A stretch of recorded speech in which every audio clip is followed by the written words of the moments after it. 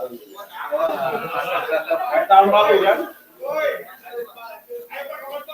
Setuju ya?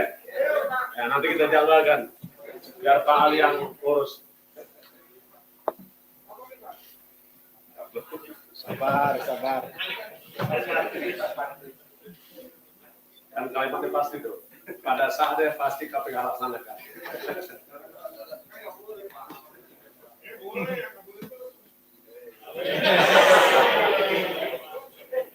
Yang nggak boleh itu kita, kalau wartawan kan boleh.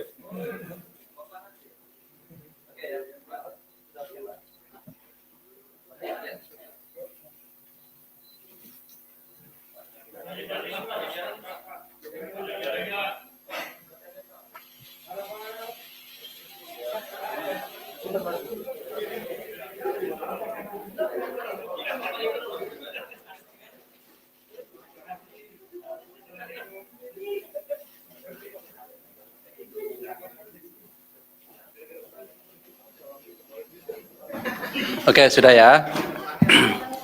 Bismillahirrahmanirrahim. Assalamualaikum warahmatullahi wabarakatuh. Selamat sore teman-teman semuanya. Terima kasih kehadiran pada sore hari ini. Kami KPK akan mengumumkan sekaligus melakukan penahanan terhadap tersangka atas dugaan penerimaan gratifikasi terkait dengan pemeriksaan perpajakan pada Direktorat Jenderal Pajak Kementerian Keuangan yang saya kira teman-teman juga sudah tahu karena kami sudah menyampaikan bahwa KPK saat ini sedang melakukan kegiatan penyidikan, meningkatkan dari penyelidikan menjadi penyidikan terkait dengan perkara dimaksud. Dan pada saatnya pasti kami akan umumkan dan juga dilakukan penahanan ketika penyidikan ini cukup.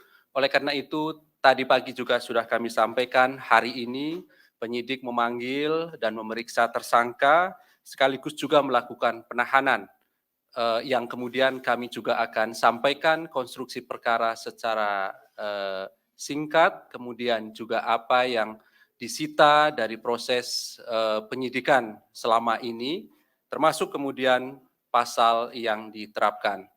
Nanti akan dibacakan poin-poin dari perkembangan perkara dimaksud. Hadir sore hari ini pimpinan, Pak Ketua, kemudian juga Pak Asep, yang setelahnya nanti akan kami tunjukkan barang sitaan yang sudah dilakukan dari hasil penggeledahan beberapa waktu yang lalu. Salah satu di antaranya adalah di rumah atau kediaman dari tersangka dimaksud. Dan setelah itu kemudian kami beri kesempatan kepada teman-teman untuk bertanya terkait dengan perkara ini. Kami berharap kita fokuskan lebih dahulu perkara yang sedang kami sampaikan pengumumannya pada sore hari ini, dan nanti setelahnya bila ada pertanyaan lain kami juga tentu persilahkan kepada teman-teman. Baik, kami silakan Pak Ketua untuk menyampaikan poin-poin perkembangan dari perkara dimaksud.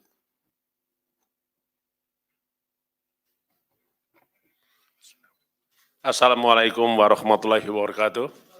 Selamat sore, salam sejahtera untuk kita semua. Om Swastiastu, Salam Namo Buddhaya, salam kebajikan.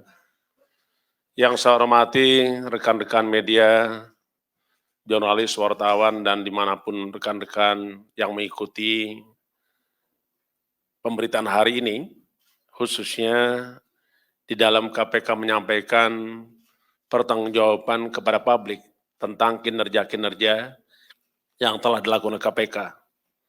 Yang saya hormati juga seluruh anak bangsa dimanapun berada, yang saya cintai, dan mudah-mudahan kita dalam keadaan sehat walafiat, dan kita yang melaksanakan ibadah puasa mendapatkan mahfirah dan barokah, serta meningkatkan keimanan dan ketakwaan terhadap Allah SWT.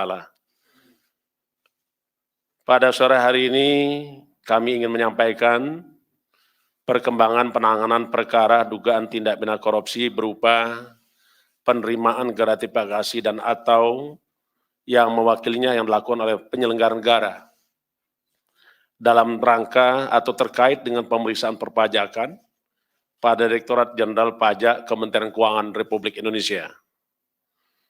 Hari ini tentu rekan-rekan sudah mengikuti dari beberapa waktu yang lalu proses yang dilakukan oleh KPK, mulai dari pengumpulan data, informasi, keterangan, dan juga segala hal yang terkait dengan dugaan tindak pidana korupsi, penerimaan gratifikasi.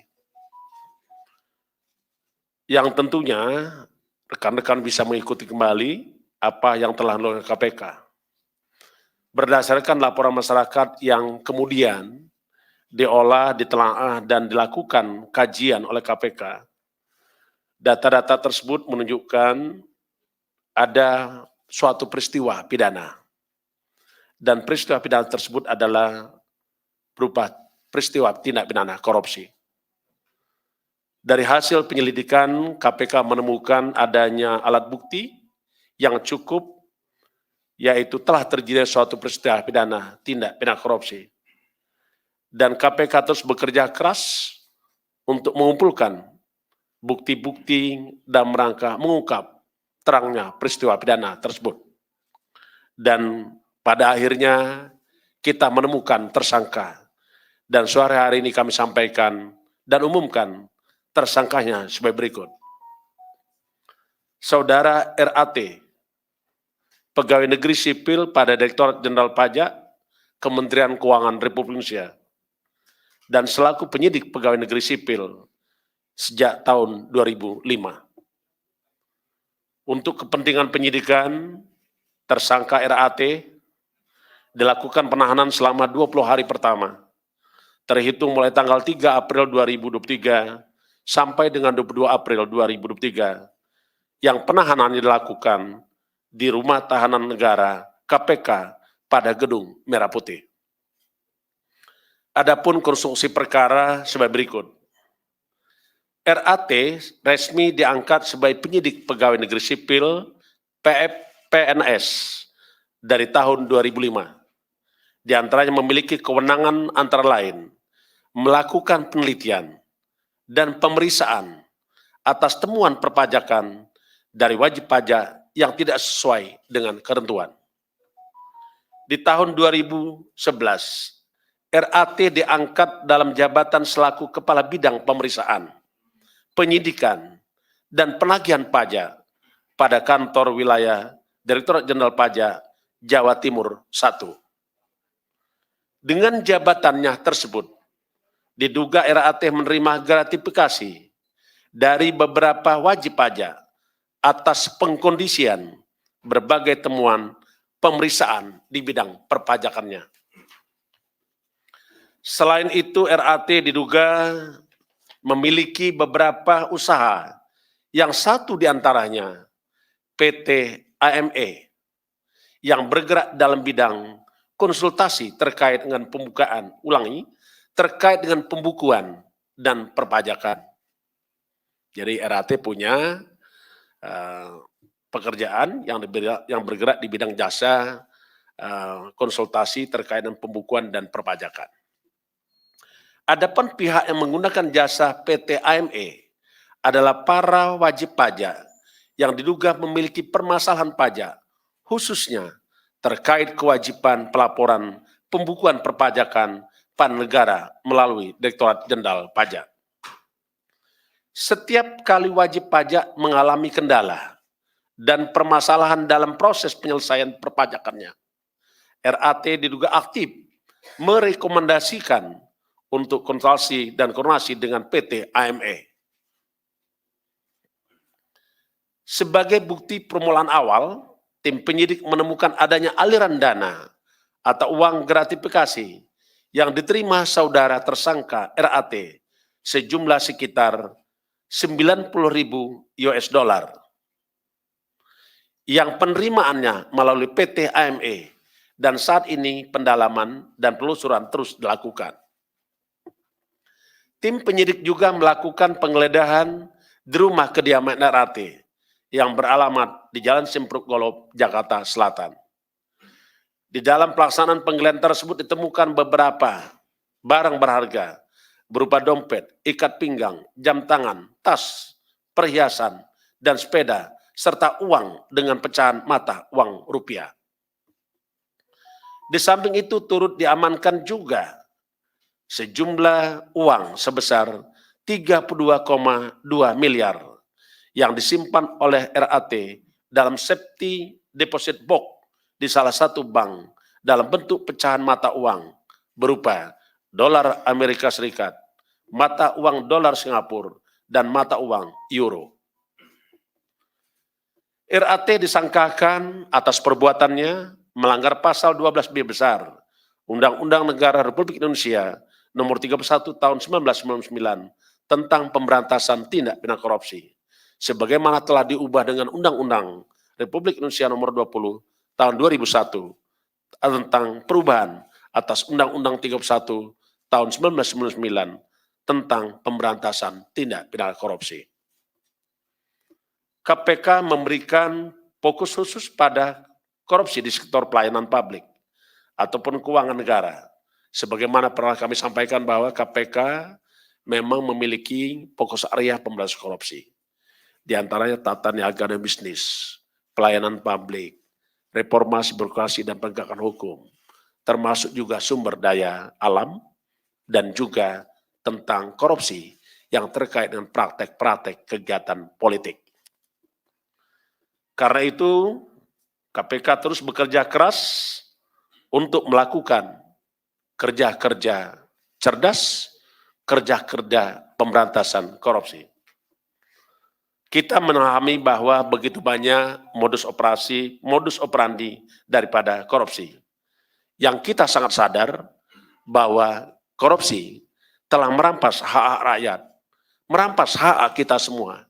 Karena itu, mari kita bersama merapatkan barisan, menyatukan komitmen untuk melakukan pemberantasan korupsi sampai Indonesia bersih dan bebas dari praktik-praktik korupsi. Mari kita bersama untuk menyelamatkan negara kita dari kerugian-kerugian para pelaku kejahatan tindak pidana korupsi, para perampok-perampok uang milik rakyat, uang milik negara. Kalau korupsi kita bisa berantas, tentulah kita memimpikan terwujudnya tujuan negara. KPK juga mengapresiasi kepada masyarakat. Pada kesempatan ini kami sampaikan ucapan terima kasih dan apresiasi kepada masyarakat yang telah memberikan dukungan, andil besar dalam rangka pemberantasan korupsi. Karena sesungguhnya KPK ada karena masyarakat ada. KPK bisa bekerja karena rekan-rekan semua. Melalui kesempatan ini kami mengucapkan terima kasih atas dukungan rekan-rekan media, jurnalis, dan wartawan sekalian, termasuk juga seluruh anak bangsa dimanapun berada. Terima kasih, saya akhiri. Wassalamualaikum warahmatullahi wabarakatuh. Om Santi Santi Santi Om. Terima kasih Pak Ketua yang telah membacakan poin-poin dari perkembangan perkara dimaksud. Pada prinsipnya KPK mengumumkan satu orang sebagai tersangka atas nama RAT dan juga dilakukan penahanan rutan di Gedung Merah Putih KPK sampai nanti tanggal 22 April 2023. Baik, berikutnya kami tunjukkan barang sitaan pada saat penggeledahan yang dilakukan oleh tim penyidik. Baik. Barangnya ini terdiri dari ada dompet ya, ada 2, kemudian ikat pinggang 1, jam tangan 1, tas 68, perhiasan 29, sepeda 1, kemudian juga ada uang dolar Amerika Serikat, Singapura, euro, dan juga rupiah. Ini tasnya tidak semuanya dibawa ke sini ya teman-teman, supaya nanti cukup juga tempatnya. Dari 68, kita sekitar 30-an yang kita bawa sini.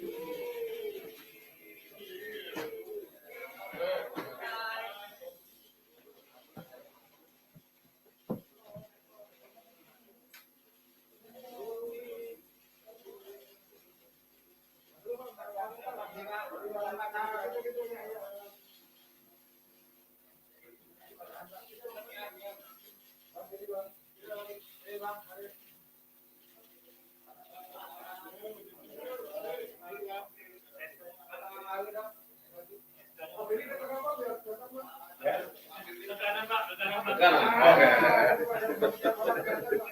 Ya, ya.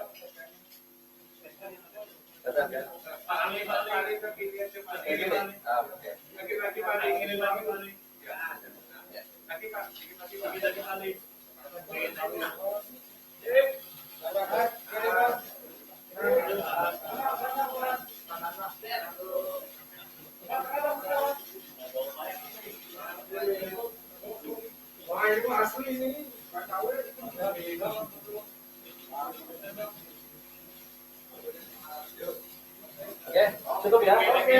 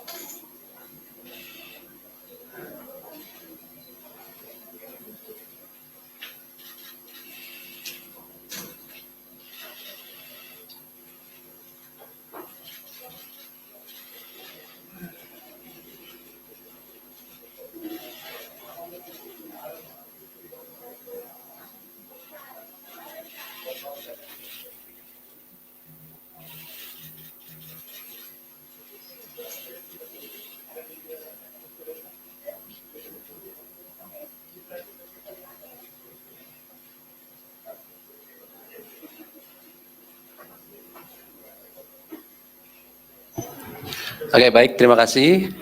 Silakan tiga orang penanya ya. Kita fokuskan lebih dahulu ya perkara ini. Oke, sebelah kanan saya ada Mbak Wilda ya. Terus Yogi, Chandra, Mas, nanti sebutkan namanya ya. Oke, di belakang ada juga ya. Silakan. Oke. Selamat sore Pak Firly dan Pak Ali dan Bapak. Perkenalkan saya Wilda dari wartawan detik.com. Pak, saya mau bertanya, kenapa KPK tidak menerapkan pasal suap, Pak? Karena kan kalau gratifikasi kan si pemberi nggak kena pidana ya, Pak. Sedangkan dari paparan yang disampaikan oleh Bapak itu kalau para wajib pajak ini kan bermasalah, tentunya berniat buat bermain pajak Pak dengan RAT. Yang kedua Pak, istri Pak RAT ini tahu gak sih Pak soal penerimaan gratifikasi ini atau malah proaktif meminta RAT untuk menerima gratifikasi ini? Terima kasih Bapak. Berikutnya Yogi ya? Iya, Oke, ya, siap. izin Pak. Ya Mas Yogi, Saya silakan. Yogi dari Harian Kompas. Yang pertama, apakah KPK akan menelusuri gengnya ya Rafael yang dulu pernah diungkap oleh Deputi Pencegahan itu Satpol Besar KPN, dan salah satunya itu kan juga Wahono Saputro pernah diperiksa dipanggil KPK gitu. Kemudian yang kedua itu apakah pengusutan kasus Rafael ini akan membuat KPK juga mengusut transaksi mencurigakan di Kemenkeu yang mencapai 349 triliun yang pernah diungkap oleh Pak Mahfud MD. Sekalian kasus lainnya, Mas. Sekalian kasus lainnya, Mas. Yang pertama itu kan tadi PLH Desain Minerba kan dipanggil KPK itu terkait kasus Tukin atau ada dugaan kasus lain di SDM yang sedang diusut oleh KPK. Terus satu lagi itu soal pengembalian Pak Endar ya Pak ke kepolisian itu. Oh perkara dulu ya Pak. Baik Pak. Ya, saya mau nanya. Ini kok pengusutan kasusnya RAT ini kok cepat banget ya Pak? Apakah KPK merasa RAT ini mau kabur atau mau menghilangkan barang bukti? Jadi KPK melakukan penahanan secepat mungkin. Terus yang kedua, tadi kan Pak Ketua bilang bahwa ada jasa konsultan, perusahaan jasa konsultan yang dibikin oleh RAT dan digunakan untuk menerima gratifikasi. Nah, apakah itu nggak mau langsung dikenakan pencucian uang? Kan itu menyamarkan dan menerima aset itu. Itu dulu. Mas, tadi saya sebutkan Mas namanya. Ya, saya Imam dari Tempo Pak. Pertama saya ingin bertanya soal bagaimana hasil pemeriksaan KPK terhadap hubungan bisnis antara Rafael Alun atau istrinya dengan Kepala Kantor Pajak Jakarta Timur Pak Wahono. Apakah benar perusahaannya itu PT Bukit Hijau Asri? Terusnya yang satu lagi yang saya ingin tanyakan, apakah memang perusahaan ini apakah terindikasi terafiliasi dengan perusahaan cangkang di negara suaka pajak ya Pak?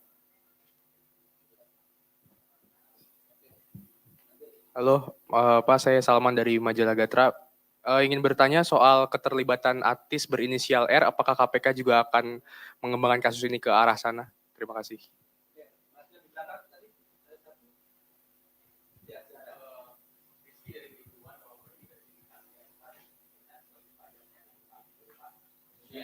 Berapa nominal kesepakatan atau mungkin adakah kesepakatan nominal berapa begitu antara WP dengan tersangka ini dalam pengurusan kasusnya atau kendala pajak yang sedang dihadapi oleh WP tersebut?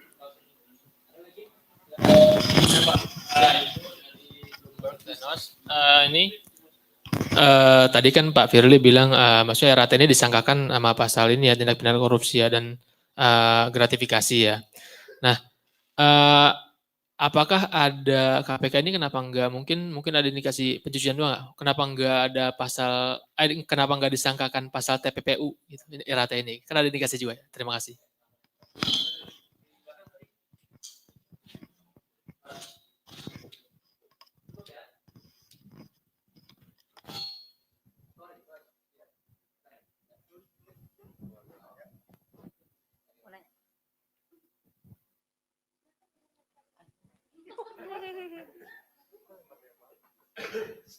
Selamat sore Pak Ali, saya Hedi dari Kumparan. Ini beberapa mau bertanya Pak. Yang soal RAT ini yang soal perusahaan yang lain itu Pak, apakah modusnya itu sama kayak nego-nego pajak di kasusnya Angin Priyatno? Terus Angin Prayitno, sorry Pak. Terus, nah ini perusahaannya apakah ada yang terkait sama RAT begitu, perusahaan lain yang mungkin soal lobby pajak begitu. Terus ini kasus lain Pak Ali, soal status Hasbi Hasan dan Dadan dalam putusan perkara MA itu bagaimana sekarang? Terus Itu aja sih Pak Ali. Terima kasih.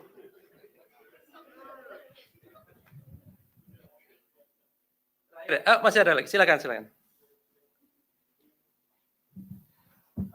Selamat sore, saya dengan Ian dari Antara. Pak mau nanya dari penelusuran KPK, Rafael ini punya nggak Pak rekening yang terdaftar di bank di luar negeri Pak? Kalau teringat dia ada main dolar dan mata uang asing, apakah ada pemeriksaan ke arah sana Pak? Ya. Makasih. Oke, terakhir ya, silakan. Selamat sore Pak, terima kasih. Saya Dani dari Bisnis Indonesia. Saya punya 2 pertanyaan. Pertama, PPATK beberapa waktu lalu membekukan 40 rekening yang diduga milik RAT dan juga keluarga dan juga badan hukum terkait. Dan itu apakah akan ditelusuri juga penemuan PPATK itu? Dan juga yang kedua yang saya ingin tanyakan untuk PT AME yang tadi disebutkan perusahaan konsultan pajak itu apakah termasuk dari 6 perusahaan yang dimiliki sahamnya oleh RAT yang ditemukan dalam penelusuran LHKPN milik yang bersangkutan. Terima kasih. Cukup ya? Cukup? Oke, baik. Terima kasih atas responnya dari teman-teman. Kami silakan Pak Ketua.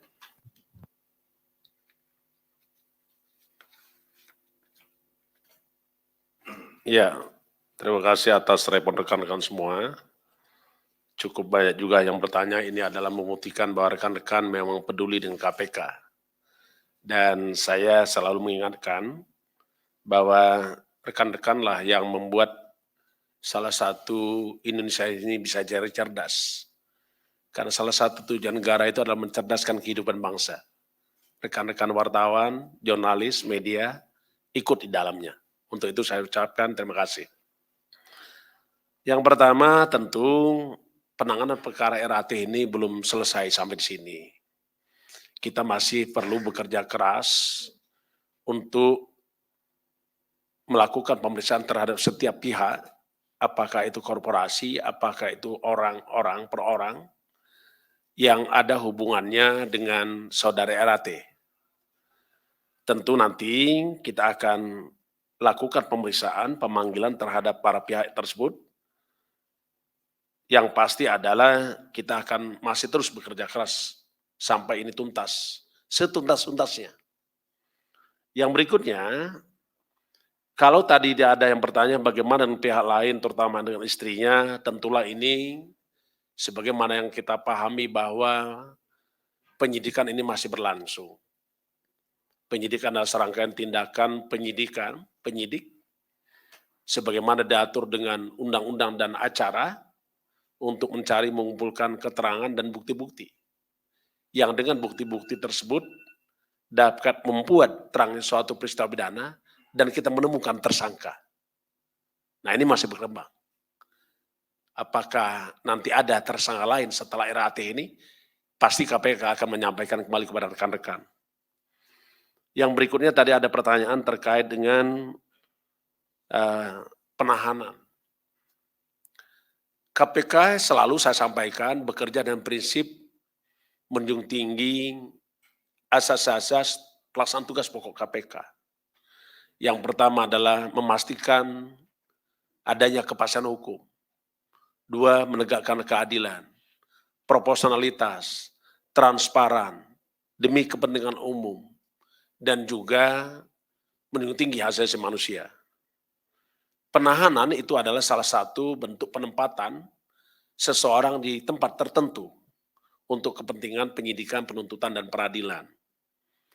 Karena itu diatur dalam hukum acara pidana, sebagaimana Undang Nomor 8 Tahun 81, di pasal 21 disebutkan syarat-syarat penahanan. Salah satunya adalah ada yang disebut dengan syarat subjektif. Apa itu? Pertama adalah penyidik, penuntut umum, hakim ada kekhawatiran tentang yang bersangkutan akan menghilangkan barang bukti.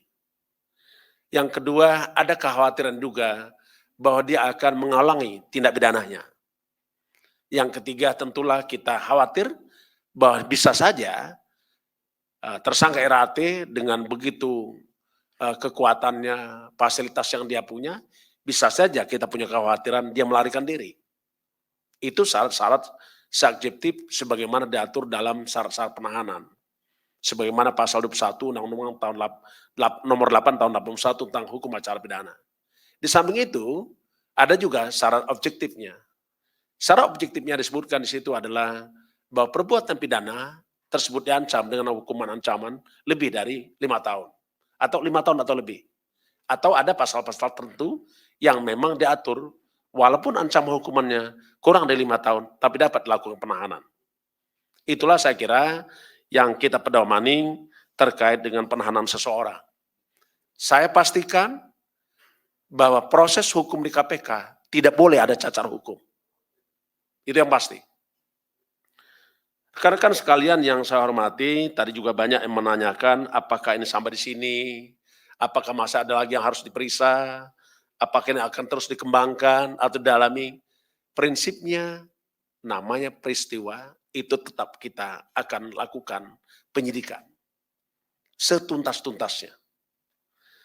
Tadi juga ada yang menanyakan tentang terkait dengan bagaimana dengan TPPU. TPPU tentu kita akan lakukan sebagaimana yang kami pernah sampaikan bahwa kita dapat melakukan penyidikan tindak pidana pencucian uang. Karena kita tahu asal mula tindak pidana tersebut adalah tindak pidana korupsi. Tentu ini kita akan lakukan, kita lekatkan TPPU itu dengan tindak pidana korupsi yang ada.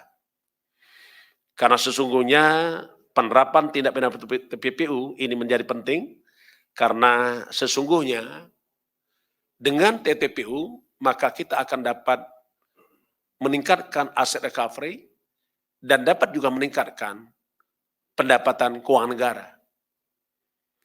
Karena pada prinsipnya banyak orang tidak takut dengan lamanya dia dihukum.